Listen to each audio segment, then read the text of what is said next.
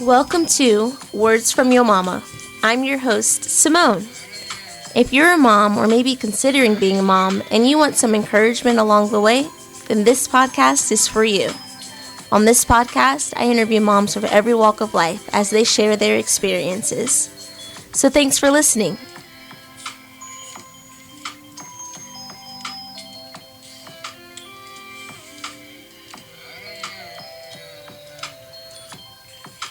I think the hardest thing for me is honestly wondering if I'm doing it right. On this episode, we're going to be listening to my friend Chantel Proctor just share some insights of being a mom to 3 crazy little boys.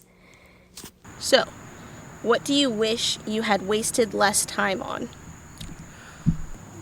I think I spent a lot of time missing the good moments, worrying about the outcome. Yeah. Right? Yeah. So like with my kids, worrying about, okay, is he going to be okay?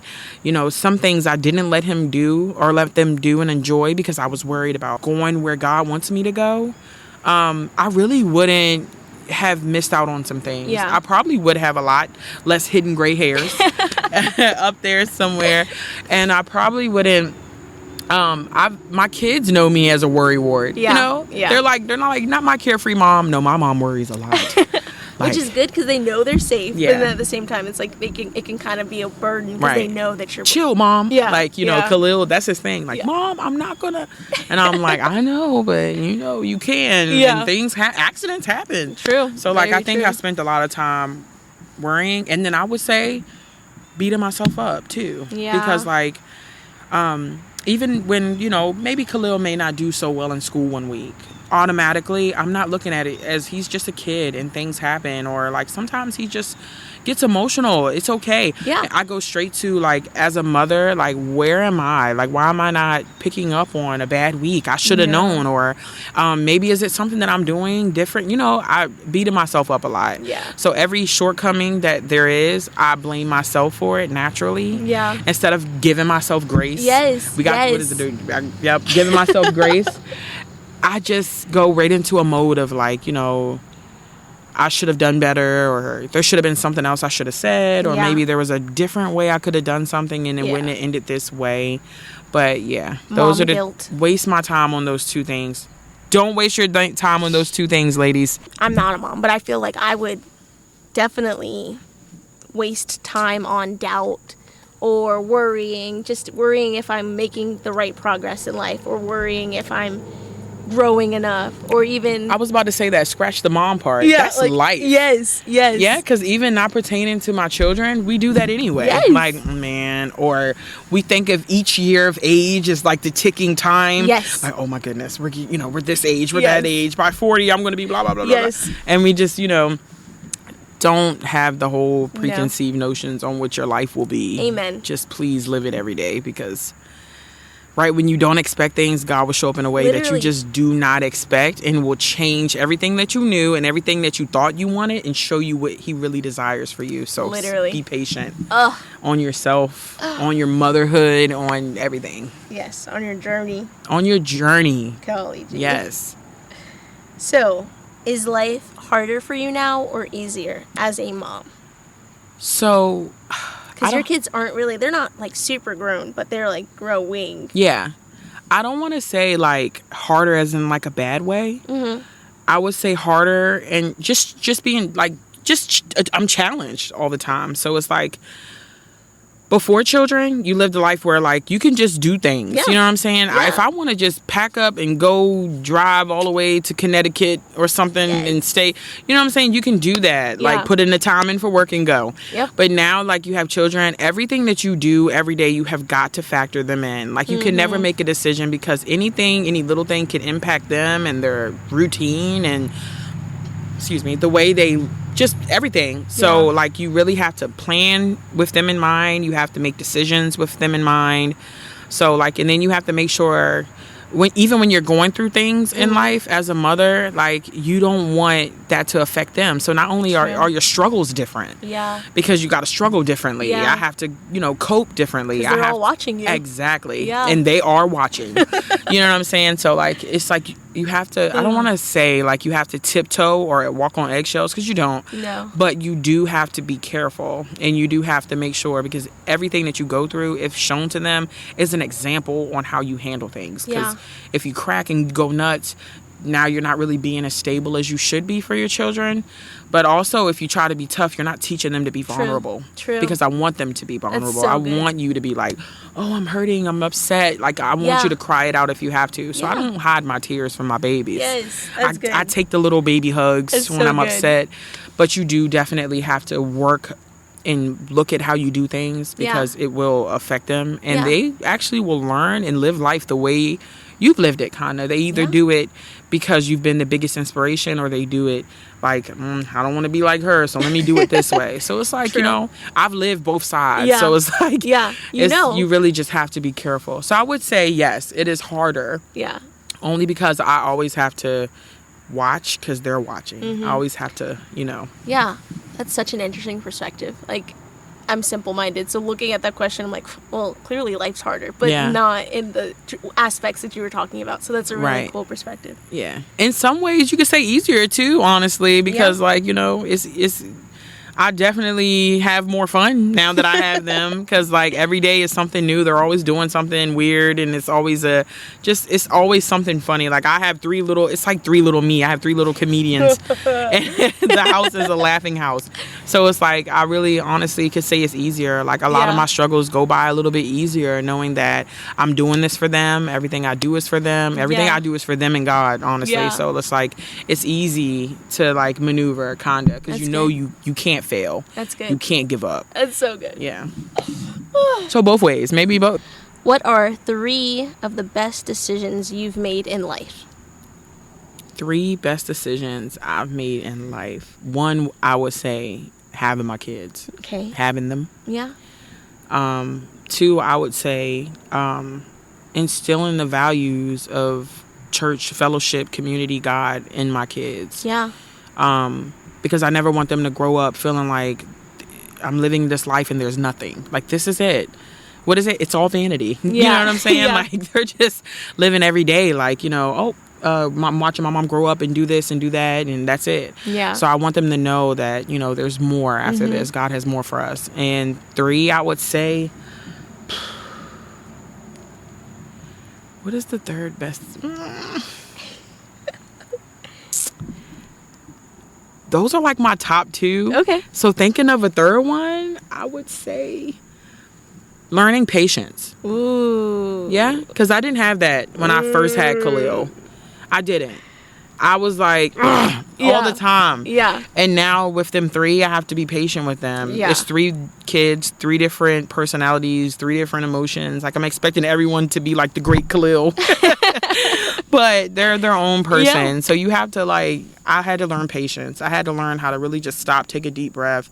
And patience was, like, the best decision I ever made. Yeah. Because, like, without patience, I probably wouldn't be as decent as a mom as I am. I think you're a fantastic mom. Because I probably would have lost my head in some situations with them. Like, I literally, one time we were in Tennessee and I thought that Khalil was lost in the store. Oh no. Like, I had him next to my mom, and instead of me like going nuts, like I just had to take a deep breath and was like, okay, let me go to someone, have them call on the mic for him. Yeah. Literally, he was just standing by the donuts trying to decide. But patience. And then, like, it's just a lot of that. You need to have that as a parent. Yes. I strongly disdain the word patience, because every time I've prayed for it, I just don't instantly just get patience. It's God gives me opportunities to be patient. And then in those opportunities, I'm like, ah. Right. And then afterwards, I'm like, oh man, that was my test. I failed my test. Oh God, don't give it to me again, please. Please. Let's but skip I want this patience. One. You know what I'm saying? Yes. And I honestly, getting it through being a mom has helped me like get it in other areas of my life, because Yeah. I've never been a patient person. And I've always like stressed out over the smallest things. So like since being a mom, I had to learn the patience for my kids, and that's the biggest patience, I think. Yeah. Because it's like, what are you doing? Yes. Don't do that. You know not to do that, but you can't expect them to just know. But it kind of gave me patience everywhere else in life. Patience with my friends, patience Yeah. with my family, patience with my job. Because so it's good. like, if I can handle and tackle these, my kids and everything like that, and just Yeah. be enough for them, I know that I can be patient for the grown adults at work, Yes. or for the grown adults in my family and things Yes. like that. So That is so good. So, what are your goals as a parent? I don't want to raise children who have to recover from their childhood. Yeah. That's big It's for me. really That's big. the biggest goal, honestly. Like, I don't want to raise like a bunch of, like, if they are successful in life, awesome. That's what I want. But I want to raise children who aren't traumatized by the things of their childhood. It's so that good. can honestly say, like, my mom loved me. Yeah. My life was, good. And I want to raise children who appreciate the simple things. Like, you may not have all of this, Yeah. but you have an atmosphere where you're free to express yourself. You have an atmosphere where you can come and talk to your mom. You have someone that's going to go to bat for you. I'm going to Yes. pray with you. We're going to get through Yes. everything in life together. It's so good. Like, I'm like your support system. You know what I'm saying? So Yeah. for me, I think it was a little bit different, because I actually had to, kind of recover from my childhood as an adult.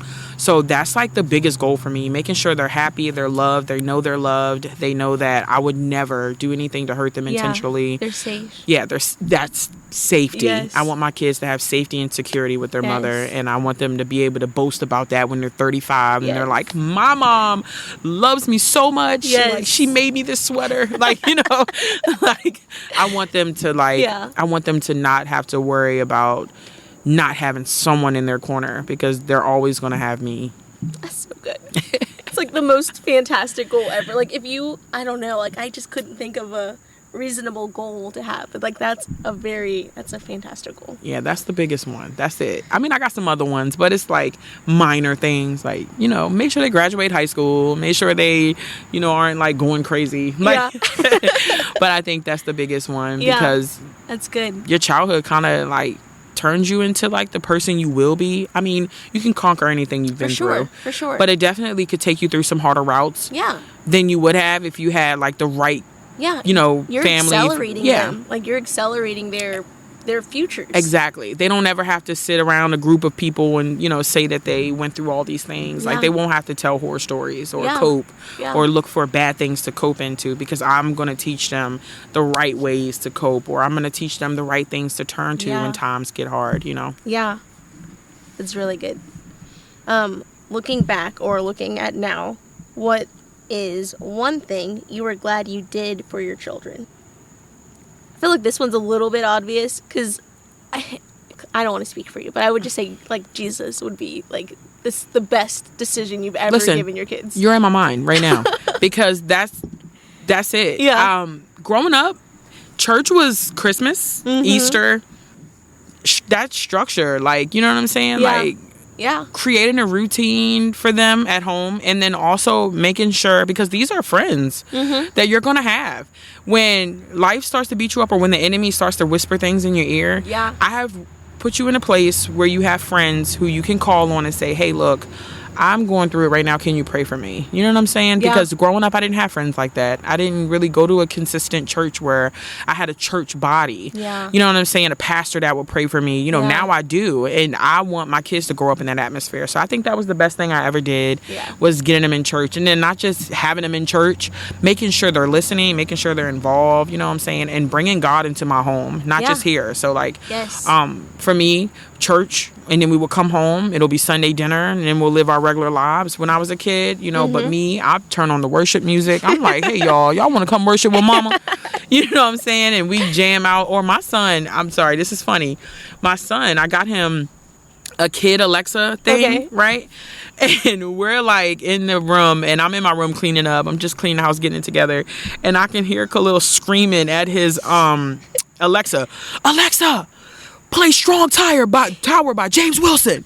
And it's just like, and I'm happy. That little thing makes me happy. He's not like play, whatever hot rap star is out right now. Yeah. You know what I'm saying? Yeah. Like, I see it too much. Little kids are listening to some crazy stuff. And, like, we are letting, like, the TV, raise our kids and stuff like that. But my son is, like, he loves to listen to gospel. He wants to dance. He's at church. He's listening, So that was the biggest thing. That's and awesome. letting him know that that's that security. Yeah. Like, if it's not me, God. Yeah. That's your security. He is going to be the one that's going to really bring you out of things. Like, if you feel like your emotions are too big to express to me, you can go to God. That's so like, good. and I want them to know that, because I didn't have that. I felt like if you didn't go to your mom, and if you couldn't, that was it. That's the end. You know what I'm saying? Or if you couldn't go to a friend who would probably give you bad advice. Yeah. Unless it's a friend that's grounded. Yeah. In God and in the Word and things like that. But for my kids, like, I want them to know, like, these are your people. You know what I'm saying? This is your pastor. Yeah.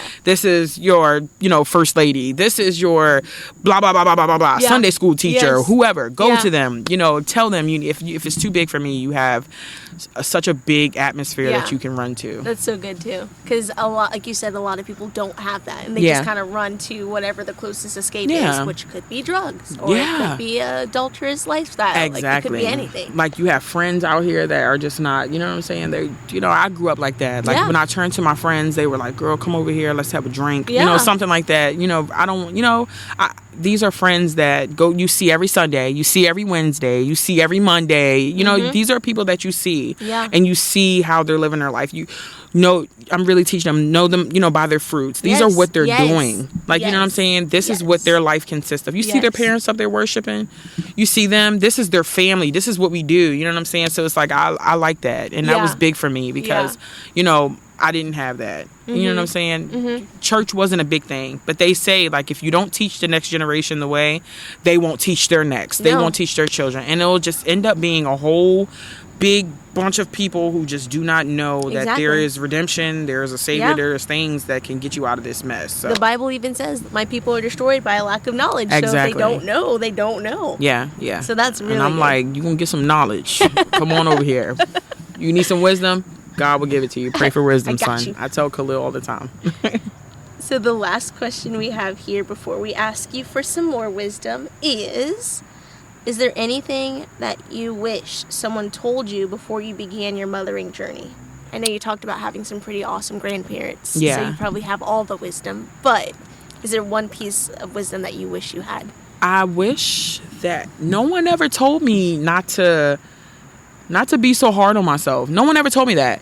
Like, I watched my mom, like, she was big on, like, I don't want to say, like, big on perfection, but kind of. Yeah. Like, no matter what you're going through, like, the picture needs to be painted as perfection. Like, even if it may not be behind closed doors, when we walk out, you need to be perfect. Yeah. You know what I'm saying? So no one ever taught me to just take a deep breath and be okay with not being okay. Yeah. That's something that was never taught to me. And I wish it was, because it probably would have saved me from a lot of heartache and pain and guilt and anger at myself for things that sometimes are out of your control, because you can't control every situation and things happen. And instead of, beating yourself about it, you should look at the next step. You know what I'm saying? Like, let's get past this. Like, this is what I had to be brought through to get to this point. No one ever told me that. No one ever told me to just show yourself some grace. It's okay. Yeah. No one talked about grace. Who's Grace? Who is that? They talked about it's your fault. Deal with it. But you know what I'm saying? That's one thing that I wish somebody would have said to me. That's real good. So, Chantel, we are at the end of our interview. I appreciate you talking to us and answering these questions. Is there any piece of wisdom you'd like to leave the audience with today? I guess just that. Yeah. The giving yourself grace. Like, we're not perfect. We weren't put here to be perfect people. There's only one perfect person. You know what I'm saying? So, Amen. like, we're not put here to be perfect. We're not put here to know all the answers. No one is the best mother in the world. There's no one. You know what I'm saying? We all make mistakes. And, you know what I'm saying? It's not always our fault. So I feel like give yourself grace as a mother. Give yourself grace in life in general, honestly, because it's life. Tough. Life is tough. Yeah. There's trials and tribulations and just tough things that you have to go through. Yeah. But I would say this, give yourself grace, because there is light at the end. Yeah. And let's just strive for that and look forward to that. So, awesome. Well, we appreciate you. I hope you have a wonderful day. Thank you. You're welcome. Thanks for having me. Thanks for being on the show. I appreciate it. Absolutely, no problem. Well, that's the end of listening to Chantel. I so enjoyed hearing from her as she talked about her experiences raising 3 young boys. Tune in next week to hear more from Words from Your Mama.